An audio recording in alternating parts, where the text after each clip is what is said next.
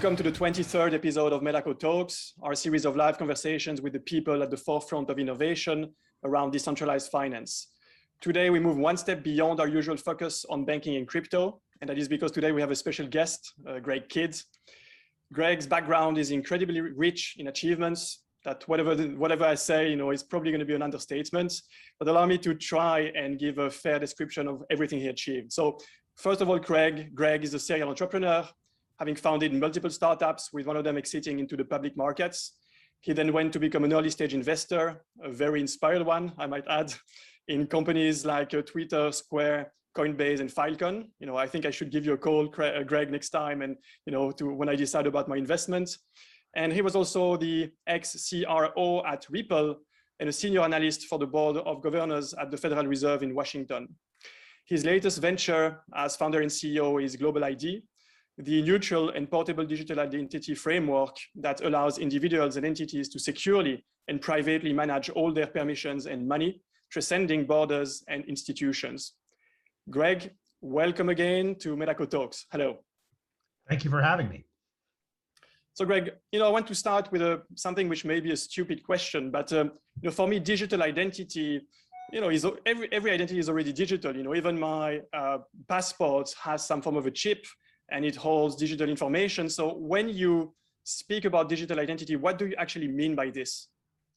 Well, we're talking about a special kind of digital identity, which we call self-sovereign digital identity, which means you own your identity and have a cache of it locally, could be on a phone, could be on a card, as opposed to a form of identity that the government owns or Facebook or some other top-down player owns. And so the question is, how do you get credentials in your hands that can't really be taken away, where you go on sort of an Easter egg of credentials. You might collect them about your phone number, your government ID, your bank account, your social media, might even be vouchers for your friends. But once you have them, could be your graduation diploma. You don't have to keep going back to your university to get them to prove that you graduated to another institution. You ought to be able to prove your identity for purposes of whether it's sending messages or moving money or any permission. It could be medical records, could be voting, but it ought to be in your hands as opposed to you being dependent on some higher power. So in a way, you're saying that my identity is the sum of all of my attributes, in a way, or my achievements. Is it what you mean? That is, there's an expression in philosophy called a bundle of sticks. And our identity is really that bundle of sticks. And it could even include things like, I own a particular bicycle that I really identify with. And so it's all those attributes that persist over time. And if you can't prove them, and if you can't control them, you're really not in control of your identity. If you have to ask someone else permission to prove or establish your own identity, once again, you're not really in control of your identity. So when we talk about digital identity and self-sovereignty, we're talking about a form that you can control, and that also should be a form that's interoperable. It shouldn't live within one app. You ought to be able to take those credentials, and any other platform, we're not anti-company or anti-government, but any company or government that's willing to recognize those credentials should be able to identify you, authenticate you, and then authorize you to do the things you want to do. Can I compare this to, Bitcoin is to money what your initiative and company is to identity? It's a way to decentralize, make peer-to-peer, make you, put you in control of, your assets and potentially who you are. So Bitcoin's a great analogy. Bitcoin is decentralized. Anybody who has that private key can basically verify that they control that Bitcoin address, that Bitcoin account. Now, that is a bit of a Mad Max version of self-sovereignty, because you're not identifying who you are, you're just identifying you have a key. And in the Mad Max world, when somebody asks to get like gasoline or food, and you're saying, well, why should I give it to you? And they sort of say, because I have a gun and mine's bigger than yours. And so having that private key when nobody else has that private key gives you a certain form of power, but it's not based on identity. It's based on the kind of power you have. If you find a $20 bill in the street, you can go out and do as much as you can do with $20. It's a bearer instrument, but it does establish the concept that there's nobody in charge up top, that you're in charge of your destiny. We're just taking it to a form that actually isn't just a bearer bond, just a promise and a proof that you have a private key. It is that you can say you are who you are, you have the credentials that you are who you are, and yet you don't even have to say who that person is. You can prove that whether you're like a member of a particular club, you might be over a certain age, you might have a credential to fly a helicopter. You can prove all those things without having to sacrifice your privacy and actually say who you are. You can say who you are if you want to, but you ought to be able to prove your identity to a level to get the permissions you want without having to give up your most private information and details. That's an extension of self-sovereignty that empowers you to be over control of your identity and not just give it up, to basically only relay on a need-to-know basis what information is necessary for you to authenticate yourself and authorize the permissions that you're seeking.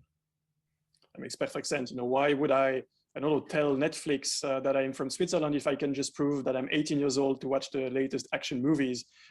So yeah, makes perfect sense. And I think it opens dozens of questions that now I want to ask, but let's just start with a very short introduction. You have this background, which is extremely versatile. You've been involved in multiple crypto companies. How did you go from working at Ripple, investing in many of the successful crypto ventures, and now being, again, an entrepreneur and moving into identity? What's the logical path here? Well, I wish I could say it's a perfectly logical path, but it's more if you've ever seen the movie Forrest Gump, where he just stumbles into one thing after another. I have to admit, when I heard about Bitcoin, it was very interesting, but there was no Bitcoin company. You couldn't join a Bitcoin company. And so when Ripple came along, it was the first company where there was something to join. I heard about it in a poker game.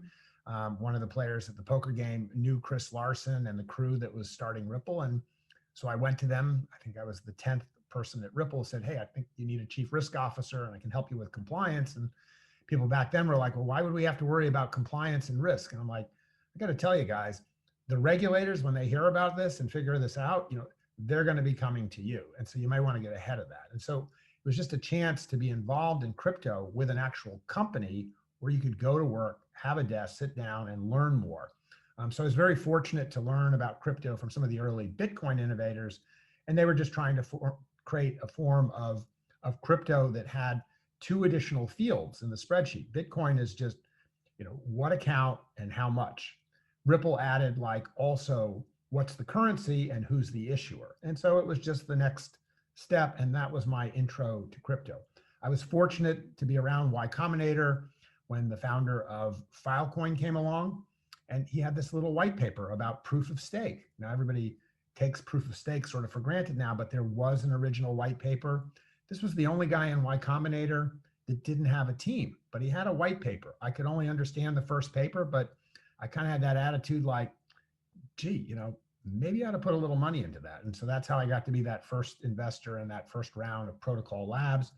And sort of the same thing happened for Coinbase. I mean, it was just, again, Brian was in Y Combinator. He and his founders split. One made custodial wallet, that's Brian. The other went the other way to start blockchain.com, the largest non-custodial. Both good ideas. Just happened to be at the lunches where those things were happening. And pretty much the same thing, like a big one now is Solana, which is the fastest blockchain. It's the cheapest blockchain. When I met Anatoly, he had an accent and I had to ask him, where are you from? He said, I am from the Soviet Union. And I thought that was a really interesting answer. And again, he had proof of history, which is a way of basically using an atomic clock to put a bunch of events together very quickly so that you can have a blockchain that is blisteringly fast. And so fortunate to be around at the start of proof of work, consensus, which came from Ripple, proof of stake, which came with Filecoin and Protocol Labs, and then proof of history. And I don't know anyone else who just happened to be at those barbecues, but I was just lucky enough to be there, just like Forrest Gump. Well, I really hope you invite me to your next barbecue then. I mean, it feels like it's a good environment to be in. And so you spoke about Bitcoin as being a bit the Mad Max in the sense that you have your private key, and this is the only way to authenticate, against network. But then you speak about self-sovereign identity, and I ask myself, how do I protect this? Is it also with cryptography and therefore with a private key? And if it is with a private key, then why is it less of a Mad Max sort of approach to authentication? Well, so the funny thing is there's authentication, which means you have the technical key private key to match with the public key. And that's what's always happening under the hood. But just because you have the private key doesn't mean you didn't get it by like knocking somebody over the head with a brick, taking the private key and using it. We do still live in a world, in some parts of the world, of law with rules, and the concept of authentication and authorization is based on being the actual legitimate legal owner of that key. And we don't live in a world where we go around like we can only remember so many numbers. We live in a world of words, and words means like, the name, your public key could be like your name, and the private key should just be buried away, not like a password that's easily hackable. So if you want to bring things up and have them be trusted and not Mad Max, yet still secure, we need to go to things like language, which is like matching a unique username, just like we have in Twitter or we have in Skype, to something that we have, but isn't like hackable, like a phone number, an email address. Those are not great secure systems. But if we embed something into a mobile phone or onto a card, and we also have controls that know when those things are being used in a pattern that looks unusual, you can give backups in a multi-key environment to other friends of yours. You don't have to give it to a central authority. We can begin to build something that's much more human than just the public-private key pairing of Bitcoin. That's the technology, the cryptography that's under the hood, whether it's Bitcoin or any of these other chains that have come. But some of these other chains have added functionality, or in our case, what we're asking is, what do blockchains look like where identity is actually built in at the chain level rather than thought about later on at the wallet level? And so we're asking for the first time, why don't you start building some chains where you can't actually do a transaction or hold value unless there's some level of verification? No, that doesn't mean we know who you are. We just know that you've gone through a proof, and we can show the level of proof you have without having the keys to get in there. I mean, anybody can come to Global ID with a warrant. A government can come. Somebody can put a gun to my head and they say, well, we want all your data. I'm like, well, here it is. And they're like, well, where are the keys? I'm like, I don't have them. We just wrote the protocol. We didn't give a key to ourselves. Or like the Chinese government can say, we're really mad, like you have all this encrypted data, like in China, we need access to that. Well, here's the key. If that's what it takes to compete in China, we're not going to unencrypt the data. If they just say that by law in China, they have to have a copy of the key, that's China. That's not necessarily the world I want to live in. That's like the Orwellian world. There's the Mad Max world. I don't want to live in the Facebook world either, which is kind of the creepy Facebook world. And I also have to admit, I'm not that excited about the GDPR world of Europe, where every time you go to a website, you're just clicking on another button. Don't tell me. Yeah. As if that's like doing something. And this concept of the right to be forgotten. I don't know whether people in Europe just watched the movie, Back to the Future too often, that like after you've actually shared some data and you tell someone to forget about it, like that cleans up the problem. I come from the Nancy Reagan world. Nancy Reagan's just like, just say no, don't share the data in the first place. Share a zero knowledge proof. They don't need the data unless they actually have a request by a regulator to file a suspicious activity report or go through an audit. Give people access to the data. Don't create a bunch of honeypots of data. And that's really the situation that Europe's in. So none of these situations, the GDPR approach of Europe, the creepy Facebook approach, kind of the Telegram Mad Max approach, or the Orwellian Chinese approach, is anywhere near the world I want to live in. I want to live in the Star Trek world, where when you come to the door, they know to open it. But if you're like a Klingon or a Romulan, you're like, no, the door doesn't open, except in later episodes when those guys are allies.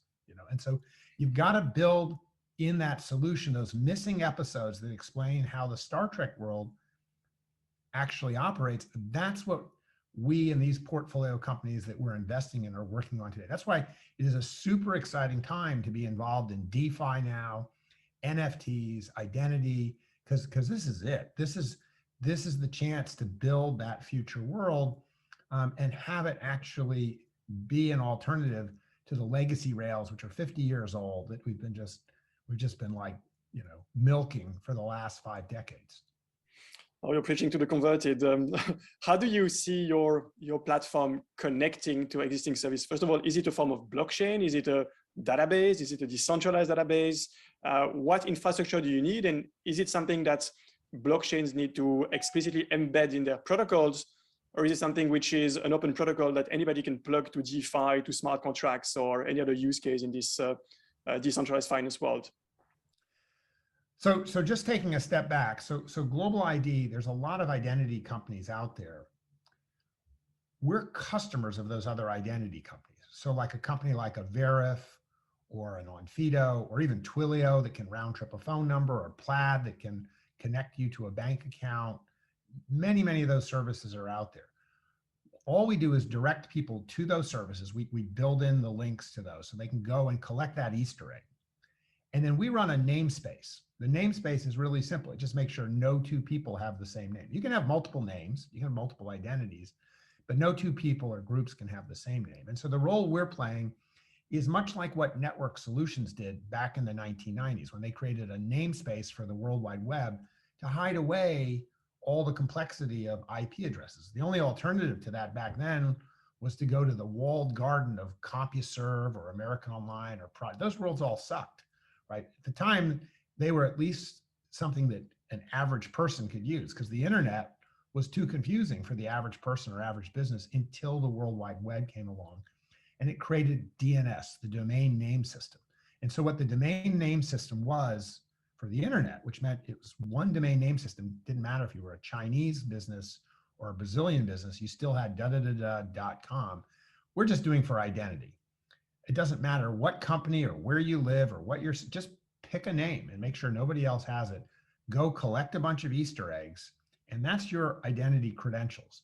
But what we're also adding to that, which is a pain in the ass, takes a lot of time, and we're actually not that good at and trying to get better at, is what good is identity if you can't do something with it? And what are the things we do with identity?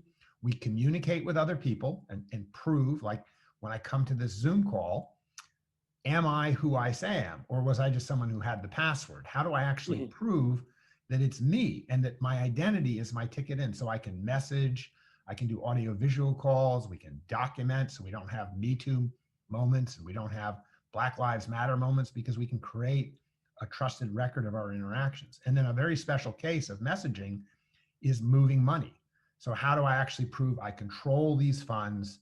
I can send these funds, I can spend these funds, I can move these funds.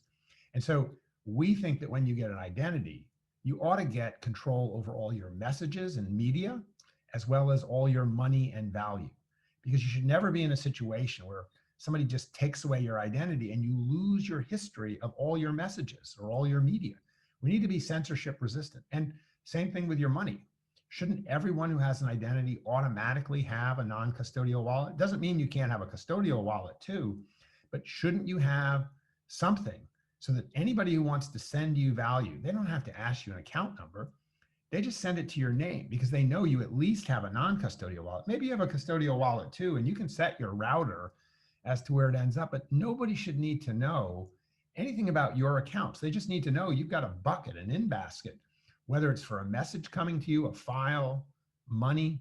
And so to us, identity is more than that name and the credentials. It's the ability to do things with it. And the basic building block for that is messages and money.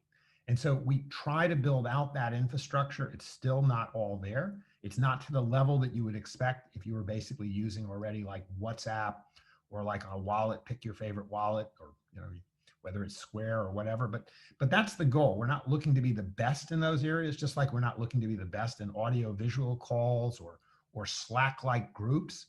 But we expect those things to be part of your bundle of goods, your basket of sticks, that are what you can do with your identity. Everybody ought to have that seat at the table. That's baseline.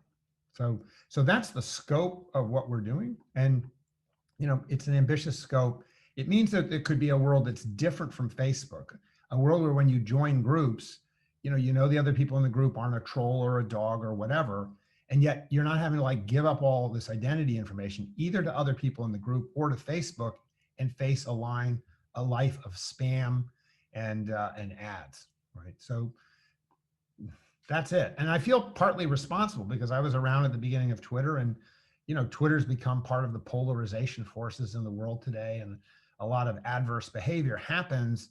And part of that is because while we democratized so that anybody could publish, we didn't really have very good identity controls. And now we've had a bunch of nefarious effects on things like election outcomes and whatnot. And so I feel guilty about, some of the things that I've been associated with, we kind of dropped on the world that had unintended consequences. So I have a lot of crosses to bear. And what does it mean practically for the techies that are listening to us? How do I integrate your service? How do I use it in a completely different environment? Let's say I'm now an Ethereum smart contract user and I want to authenticate myself to that liquidity pool or to that, to this decentralized exchange. How will I connect my identity to this other service? Right. So let me put this statement out there to anybody who's working on smart contracts, whether they're building on top of Ethereum or building on top of Solana. Who's going to sign your smart contracts, and what are they going to sign it with? I mean, you can have a title registry for all the diamonds in the world or all the cars or all the art. And if that registry is just signed with a bunch of private keys, how do you think that's going to work for like compliance and, things like money laundering? Like, you're going to have to sign it with something that goes back to a real person. It's called UBO, the ultimate beneficial owner. You're going to have to green DeFi. You're going to have to make DeFi be green. Right now, the regulators are over their heads. They don't really know how and what to do about DeFi, but they can really mess you up, and they will really mess up DeFi if they think it's just an end run to basically avoid all the compliance and controls that are meant for the custodial world. So, what Global ID is, it's just a way, instead of just giving out a private key, you give out a private key that is part and matched with an identity. Now, the identity can be very lightweight. It might just be round tripping a mobile phone number, but it is saying that in the smart contract, to complete the smart contract, it's not just enough you get a private key and you're off, and and anybody with that private key in the future can, like, if it's something that gives a commission when you resell something, like, as long as you have the private key, you get the money. Well, you can do that, but I can sure as hell tell you that's not going to be compliant. Well, that's technically authentication and money will be paid out.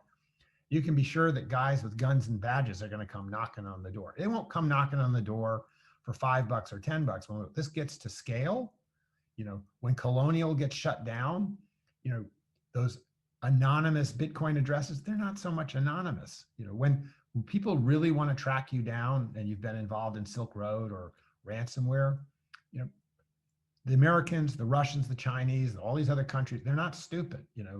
They can, like, look through a tumbler, they can use Chainalysis, they can use AnChain. If somebody steals a big enough amount of money from me, I'm going to be involved in tracking it down, right? And you can be sure the authorities will be as too. So we're trying to get ahead of that. And so developers who want to, be on the green side of compliance, I strongly suggest, rather than trying to solve this problem from scratch, look at a neutral solution like Global ID, because we're not committed to any set of identity providers. Just pick whatever identity providers you want, tell people to come with that credential, and that's your defense, that's your explanation, that's your playbook to show to officials and say, why did you build this system with no controls? And so we love DeFi. We love that it's bottom up. We love that everybody gets a seat at the table, but we're not doing this as an end run around compliance. Right now, all these DeFi wallets on Ethereum generally don't have identity built in. And so you have everything that's happening on DeFi is basically without identity. And then everything with custodial wallets is generally with identity. And I'm like, that doesn't make sense. Why shouldn't the credentials for non-custodial wallets and smart contracts be as good or better than what we have in the custodial legacy world today? We can build a better diamond registry. Let's do it. Kind of agree. I'm going to ask you a tricky question, or maybe for you it's not tricky, but identity solutions, I think I've seen hundreds of companies that have tried to emerge in these markets, and way before DeFi became a thing. And many of them seem to have remained at the stage of great technology, but have failed at gaining mass adoption that actually makes it then a standard. So how do you see that today the stars are aligned, that you have potentially better adoption of decentralized protocols that actually would benefit from identity? What are the arguments that you feel are making it now the right timing for such technologies to emerge? Well, most of the identity companies today, and some of which have been very successful, like SaaS companies, they sell identity solutions to existing corporations or digital wallets, and they're basically building siloed solutions. So it's kind of like we got in the time machine and went back to the day of America Online and CompuServe, and each of them had an identity solution that worked within their silo. But what that means is, if you've ever seen the movie like Highlander, where there's this guy, he's got the sword, he's got to like defeat all the other people that have a sword, and at the end, one sword to rule them all. You have to believe that your identity solution is going to like kill everybody else's, and then they'll have interoperability because everybody else is dead. I don't think that's generally the way it turns out in history, for a whole bunch of reasons. And so all those solutions, no matter how sort of technologically good or robust they are, they're in a silo. You can have like an NBA hotshots, but you know, you got to do everything in NBA hotshots. And you can have, it's like in Europe now, I've been traveling, you have like, you're going to have a European COVID credential. America's got a COVID, you have all these COVID credentials that live in COVID apps, but it doesn't work when you go between countries. I'm like, you need a COVID credential that any app can read. Don't build the credential that only works within the app. And so the types of identity solutions that you need to build have got to work with your competitors. They have to interoperate. And that concept of interoperation, it is anathema to most identity companies, just like the concept that Facebook and Twitter would like work together so that like when you make a video and Vine on Twitter, it works on Facebook. But if Facebook's going to go and blow up things that work perfectly well just because they can, you know, phone companies aren't going to cooperate so that an M-Pesa-like solution in Kenya can work across Africa. Guess what? You're not going to make any progress. It doesn't matter if you have the best technology in the world. If you have a foundation of proprietary, anti-competitive behavior that's going to work against interoperability, you're not going to get innovation that's inclusive. Those are all the I words: interoperability, innovation, inclusiveness. And so the current generation of leaders, whether in identity companies or social networks or that run the mobile operating systems, they don't play nice in the sandbox. Just like banks don't play nice with phone companies, don't play nice with merchants. Right now, you know, and just like the internet was before the World Wide Web came along, everything is in silos. The people that are invested in those companies, very unlikely that they're going to disrupt themselves by making their current stacks open rather than they can talk about it, but look at what they do. Look at what all those industries do. Look at what Visa and MasterCard actually does, no matter how many platitudes they say. And sometimes, you know, my next conversation at Money 2020, the topic's a little touchy because they gave me a little runway. It's called, when do you need to litigate to innovate? And so some of these innovations, it's not about the technology.